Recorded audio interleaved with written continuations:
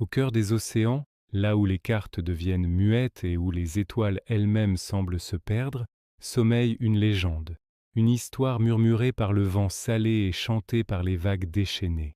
C'est l'histoire du trésor d'Ethel, le butin ultime, la fortune qui a fait chavirer l'esprit des plus grands capitaines pirates de l'histoire. Mais ce n'est pas un trésor comme les autres. Beaucoup l'ont vu, certains l'ont même touché, mais absolument personne n'a jamais pu le ramener à bon port. Les récits qui nous sont parvenus sont aussi nombreux que contradictoires, chacun teinté par la folie ou l'espoir de ceux qui les racontent. Certains parlent d'une île qui n'apparaît qu'une fois par décennie, nimbée d'une brume émeraude qui désoriente les compas et trouble les esprits. D'autres évoquent une cité sous-marine, protégée par des créatures abyssales aux yeux luisants, où l'or et les gemmes tapissent le sol comme de simples cailloux. Les plus anciens parchemins, rongés par le sel et le temps, décrivent une grotte scintillante, accessible uniquement à marée basse lors d'une double éclipse lunaire, un phénomène si rare qu'il défie l'entendement. Quel que soit le lieu, la description du trésor, elle, reste étrangement constante. Ce ne sont pas simplement des coffres remplis de doublons. Non, les survivants, le regard vide et hanté, parlent de joyaux qui pulsent d'une lumière intérieure, de couronnes qui semblent murmurer des secrets anciens à celui qui les approche, et surtout d'un sceptre d'obsidienne orné d'une perle laiteuse, la perle des marées, qui aurait le pouvoir de commander aux océans eux-mêmes. C'est cet artefact qui a scellé le destin de tant d'équipages. Le premier à avoir laissé une trace de cette quête fut le capitaine Corbeau Noir, il y a plus de 3 siècles. Son journal de bord, retrouvé flottant au milieu de l'épave de son navire, le Vengeur silencieux, raconte leur arrivée sur l'île fantôme. Il décrit avec une ferveur presque palpable la découverte de la grotte scintillante. L'or coule des murs comme des larmes de soleil, écrivait-il. Les rubis sont gros comme le poing, les saphirs profonds comme la nuit. Mais alors qu'ils commençaient à charger leur butin, le journal s'interrompt. La dernière page est une seule phrase, griffonnée à la hâte. La mer le réclame. Elle réclame tout. Son navire a été retrouvé brisé en deux, à des centaines de lieues de là, sans aucune trace de l'équipage ni d'une seule pièce d'or. Un siècle plus tard, ce fut au tour de la redoutable Calypso, la sirène rouge. Elle ne croyait pas aux malédictions, seulement à la force de son acier et à la loyauté de ses hommes. Grâce à une carte volée à un astronome royal, elle calcula la position de la cité engloutie. Ses plongeurs, équipés de cloches de plongée rudimentaires, revinrent avec des récits hallucinants. Ils avaient vu la cité, les rues pavées de nacre, et le trésor, gardé par des statues de corail qui semblaient les suivre du regard. Ils réussirent à remonter un seul coffret, incrusté de diamants. Mais dès que le coffret toucha le pont de son navire, le cœur de l'océan, une tempête d'une violence inouïe s'abattit sur eux, sortit de nulle part sous un ciel parfaitement clair.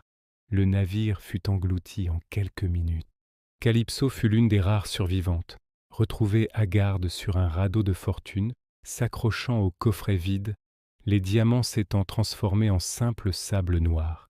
Ces histoires, et des dizaines d'autres, ont forgé la légende de la malédiction d'Ethel. On dit que le trésor n'appartient pas au monde des vivants, qu'il est une offrande aux divinités anciennes de la mer. Le toucher, c'est bien. Le convoiter, c'est acceptable. Mais tenter de l'emporter, c'est signer son propre arrêt de mort. La mer, gardienne jalouse, se déchaîne alors pour reprendre ce qui lui est dû. Elle ne se contente pas de couler le navire, elle semble effacer jusqu'à l'âme des voleurs. Les marins disent que les fantômes des équipages perdus hantent désormais les abords de l'île, servant d'avertissement éternel à ceux qui oseraient suivre leurs traces.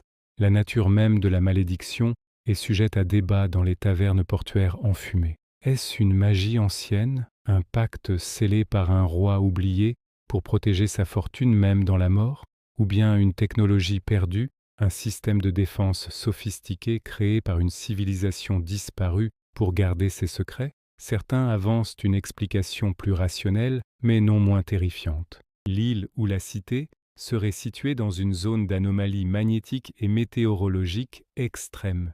L'appât du gain pousserait les marins à ignorer les signes avant-coureurs d'une catastrophe imminente, transformant leur cupidité en leur propre tombeau. L'or et les joyaux, peut-être chargés de minéraux inconnus, pourraient interférer avec les instruments de navigation, menant les navires à leur perte contre des récifs acérés. Et pourtant, malgré les échecs, malgré les vies perdues et les navires brisés, la quête ne s'est jamais arrêtée. Chaque nouvelle génération de pirates, plus audacieuse et plus arrogante que la précédente, se croit capable de déjouer le sort. Ils étudient chez les anciens journaux, combinent les fragments de cartes, cherchent de nouvelles technologies ou des sorts plus puissants pour contrer la malédiction. Pour eux, le trésor d'Ethel n'est pas seulement une fortune. C'est le défi ultime, le seul exploit qui graverait leur nom dans l'éternité, bien au-delà de tous les autres seigneurs des mers. C'est la promesse de devenir plus qu'un pirate, une légende vivante.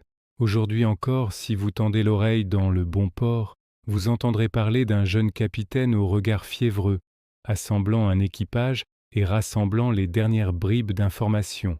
Il est convaincu d'avoir trouvé la faille, la clé qui lui permettra de réussir là où tous ont échoué.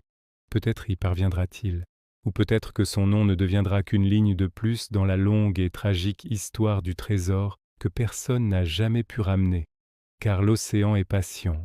Il a gardé son secret pendant des siècles, et il a tout le temps du monde. Le trésor, lui, attend. Scintillant dans les profondeurs ou sur une île de brume, il attend le prochain équipage assez fou pour tenter sa chance. Merci d'avoir exploré cette légende avec nous. Si les mystères des océans et les histoires de pirates vous fascinent, n'hésitez pas à vous abonner pour ne manquer aucune de nos prochaines aventures. À très bientôt.